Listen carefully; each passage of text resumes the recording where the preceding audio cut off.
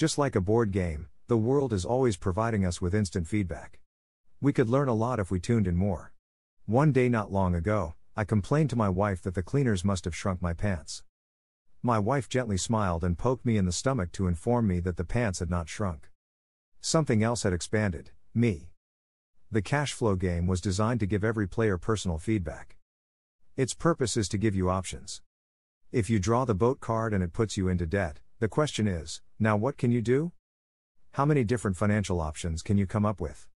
That is the purpose of the game, to teach players to think and create new and various financial options. Thousands of people throughout the world have played this game. The players who get out of the rat race the quickest are the people who understand numbers and have creative financial minds. They recognize different financial options. Rich people are often creative and take calculated risks.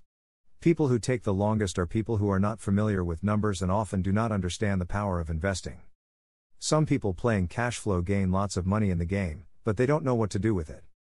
Even though they have money, everyone else seems to be getting ahead of them. And that is true in real life. There are a lot of people who have a lot of money and do not get ahead financially.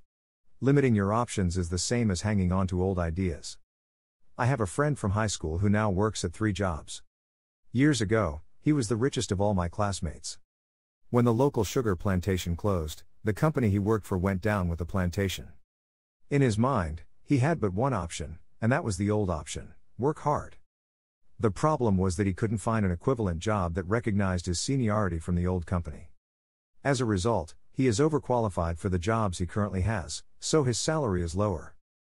He now works 3 jobs to earn enough to survive.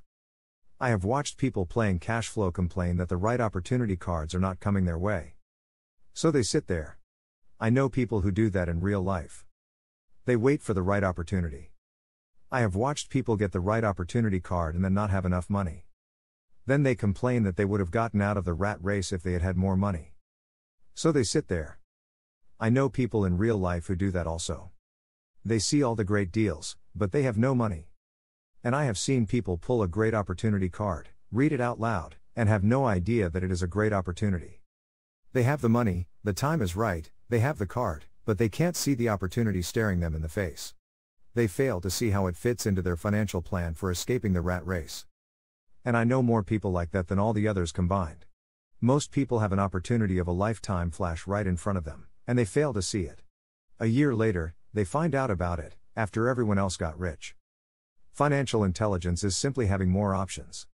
If the opportunities aren't coming your way, what else can you do to improve your financial position? If an opportunity lands in your lap and you have no money and the bank won't talk to you, what else can you do to get the opportunity to work in your favor? If your hunch is wrong, and what you've been counting on doesn't happen, how can you turn a lemon into millions? That is financial intelligence.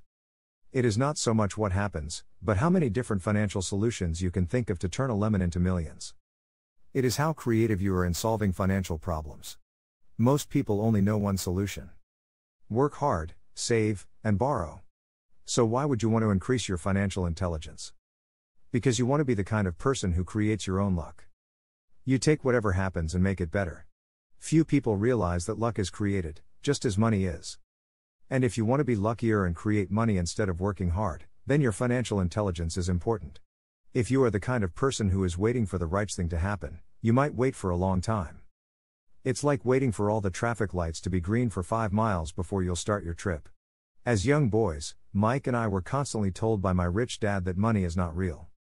Rich Dad occasionally reminded us of how close we came to the secret of money on that first day we got together and began making money out of plaster of Paris. The poor and middle class work for money, he would say. The rich make money. The more real you think money is, the harder you will work for it. If you can grasp the idea that money is not real, you will grow richer faster. What is it? Was a question Mike and I often came back with. What is money if it is not real? What we agree it is, was all Rich Dad would say. The single most powerful asset we all have is our mind. If it is trained well, it can create enormous wealth seemingly instantaneously. An untrained mind can also create extreme poverty that can crush a family for generations. In the information age, money is increasing exponentially. A few individuals are getting ridiculously rich from nothing, just ideas and agreements. If you ask many people who trade stocks or other investments for a living, they see it done all the time. Often, millions can be made instantaneously from nothing. And by nothing, I mean no money was exchanged. It is done via agreement, a hand signal in a trading pit, a blip on a trader's screen in Lisbon from a trader's screen in Toronto and back to Lisbon, a call to my broker to buy and a moment later to sell. Money did not change hands. Agreements did.